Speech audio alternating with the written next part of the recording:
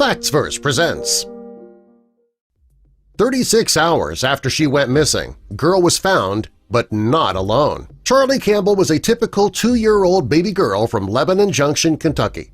She lived with her grandmother, and she loved to play outside. Charlie came from a small town, and everyone knew everyone. Charlie wasn't only loved by her family, she was adored by the entire town. The day Charlie disappeared started like any other day. Beth, her grandmother, allowed her to play outside in the yard with their dog Penny. When she looked out the window to check on the little girl, she began to panic because Charlie was suddenly nowhere in sight. As soon as Beth discovered that Charlie was missing, she quickly ran to the neighbors' houses. She hoped that her grandmother may have gone to one of their homes. Unfortunately, none of the neighbors had seen Charlie. Beth was panicking when there were no sightings of Charlie. Fortunately, her neighbors loved the little girl and they were all more than willing to help with the search. The whole neighborhood was searching for Charlie for hours. Sadly, nobody could find her anywhere. As the sun began to set and there were no clues as to where she had gone, everyone became anxious. Charlie's mother, Natalie Quick, and her great-grandmother, Lisa Chesser, and Beth all searched for Charlie. The neighbors and local law enforcement were also out looking for the little girl. Even though the sun was setting, the search for Charlie didn't stop, and neither did the prayers. Everyone was begging God to bring the little girl home. The search continued for 2 days, and the local law enforcement was focused on the woods near Beth's home. The whole town was working with the sheriff's office to find Charlie. The search continued all day Thursday and Friday, and during the search, the FBI was conducting interviews with members of the family. They needed to know as much about Charlie and her family as possible if they were going to find out where the little girl might be. The family was devastated. The idea of little Charlie being out in the wilderness alone was much more than they could handle. The terrain was dangerous, and if Charlie was out there alone, her family was sure she'd be terrified. The terrain was so dangerous the local authorities wouldn't allow the family to search the woods for Charlie. They didn't want another person to be in danger or go missing. That would only slow down the search for Charlie.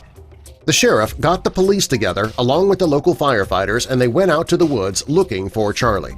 When they all went out to search, everybody worried that the worst might have already happened. The terrain was dangerous. The odds of such a young girl making it out there for 2 days were extremely slim. The search team and the FBI agents spent all day Thursday and Friday searching for Charlie. It was very hot and humid outside. The rocky terrain and the snakes in the area made the search dangerous for the team, so they could only imagine what little Charlie may have been going through. Despite their fears the little girl hadn't survived the night, they didn't stop the search. Finally, they got word that Charlie had been spotted. The call came from a man named Wayne Brown. She says that he was sitting on his couch praying for Charlie's safe return when he saw a little blonde-haired girl wandering through his backyard. Wayne spoke to the local authorities and told them that when he saw the girl, she was covered in dirt. She had leaves in her hair. When he opened the door, he asked if her name was Charlie. She handed him a bottle, and he asked her again. According to Wayne, she wouldn't say anything. When he looked beyond Charlie, he was shocked to see that she did not come out of the woods alone. With Charlie's disappearance, Beth and her family didn't even notice that somebody else had also gone missing. They were too focused on looking for Charlie. Beth's dog, Penny, was missing for 36 hours, but the family didn't notice. Charlie's disappearance took over in their minds. They didn't even think about the dog. When Wayne saw Charlie, Penny was with her. As happy as the family and the whole town was that Charlie was found, they were also happy that she was not alone for those 2 days. Knowing that Penny was with her, helping her be less afraid, it gave them some peace of mind that Charlie wouldn't be too traumatized by the ordeal. When the news of Charlie's return spread, people were amazed by the dog's loyalty and courage. Everybody knew the odds were against Charlie coming home safely, and if it weren't for Penny, everyone knew she probably would not have made it. When Beth spoke to the local news, she said, "When they told me they found Charlie, I was outside of myself. I was just so happy. When my dog didn't come home and my baby wasn't home, she was not going to leave that baby until she got there. This is our hero right here." Yep, Penny was the hero. The family also considered Wayne a hero because he had prayed for Penny's safe return and he was the one who spotted her and alerted the authorities. Beth gives both Wayne and Penny credit for bringing her granddaughter home. When the family heard that Charlie had been found, they raced to the BCSO. Her grandfather grabbed her favorite stuffed animal before going so she could be reunited with one of her best friends. Charlie's mother was excited to hold her daughter because she believed she'd never be able to do so again. Her great-grandmother says that she gave Charlie a big hug and Penny a major thank you. She plans to thank Penny by feeding her a few hamburgers. She wants to thank Penny for staying with Charlie while she was missing. When Charlie was found, the Bullitt County Sheriff's Office released a statement thanking everybody involved in the search. They thanked the neighbors, the EMTs, the dispatchers, search and rescue, local firefighters. The Sheriff's Office posted their thanks and Charlie's condition on the Facebook page they had, and in the post they let the public know that Charlie had no visible signs of serious injury. They took her to the hospital where she was treated for some dehydration and some tick bites, but that was it. They also created two hashtags, #CharlieIsSafe and #WeAreBullittCounty. Charlie was taken to the hospital right away for an evaluation. She hugged her stuffed animal tight as they wheeled her in. She wasn't showing any emotion, and they still had yet to hear her speak. Charlie did find her way home, but the people involved, they still had a mystery to solve. The authorities had to speak to Wayne since he was the one who found her. He said that he spent 3 hours looking for Charlie on Thursday, and then he started praying. On Friday, she was right outside his home. He was sure that God had led her there. Wayne gives God credit because the people searching for Charlie were looking everywhere. He knew that it was God who led the little girl to the safety of his front yard. Searching for Charlie wasn't the first time Wayne had been hoping that a missing child would return either. Wayne's brother had disappeared when he was only 3 years old, but sadly, unlike Charlie, his brother never did return home. They found him a day later, drowned in a creek.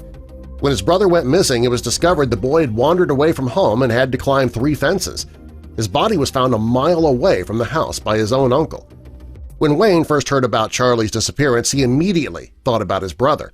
Wayne was worried Charlie's fate would be similar to his brother's, which is why he wanted to help with the search. It's also the reason he started praying for her safe return. He didn't want Charlie's family to go through what his family had. Despite the fact that Charlie had been gone for 32 hours, her family still says they never gave up.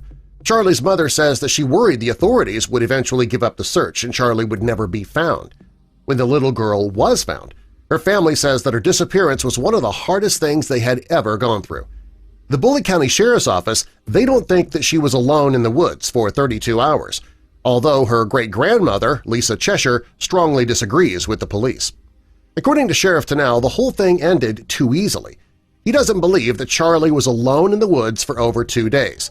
Lisa thinks that he's crazy, though. He says the idea of them taking her and hiding her and then leaving her in the woods when the FBI showed up is insane. She says that the time that Charlie was missing was extremely difficult for everyone, and she didn't like the way that Sheriff Tunnell was painting her daughter and granddaughter. Because of this, the family was scrutinized. When Charlie returned home safely, it wasn't enough for the Bullitt County Sheriff's Office. They still wanted answers. So on Saturday, they showed up at her house on Browns Roy Lane Road to do a foot search. They went down the hill to Charlie's house hoping to find tracks or scents using dogs. They had experienced the terrain in the woods, and they wanted to know how Charlie got there, how she survived. They weren't sure that the family was completely honest with them. When Charlie was found, she was still wearing the Disney pajama top that her grandmother described when she reported her missing. However, she wasn't wearing a diaper or pants, which made the Sheriff's Office even more suspicious. The Sheriff's Office wondered how the girl could have survived with just scratches on her feet and ticks on her body.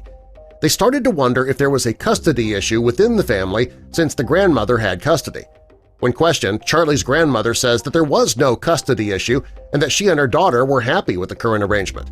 Charlie's mother goes to the house every day to care for her daughter before going to her own home to sleep at night. When both women denied any custody issues, Charlie's grandmother gave her theory of what happened. She says Charlie had just learned to open the deadbolt on the door. She believes that she opened the door and headed out on her own. The Sheriff's Office admitted that was possible, but there was still one crucial detail to consider. During questioning, Beth admits that she and Charlie's mother have both been battling addiction. She even admitted to relapsing recently when she used meth. She didn't have to admit to her substance abuse issues, but her random confession did bring on more trouble. The Sheriff's Office was sure something else had happened to the little girl. He says that there are coyotes in the hills, along with copperheads and rattlesnakes. The fact that Charlie came out in good shape, It wasn't enough to close the case. It only made them more suspicious. Despite the fact that Charlie was found safe and her family participated in the search, the sheriff's office claimed negligence. After Charlie was released from the hospital, she was placed in the custody of Child Protective Services. Also, the sheriff's office says that the investigation isn't even close to being done. The family is happy that Charlie is safe, and they're just waiting now until they are all finally cleared so Charlie can return home. 36 hours after Charlie went missing, she was found. But she wasn't alone. Penny the dog was also a hero. Subscribe for more.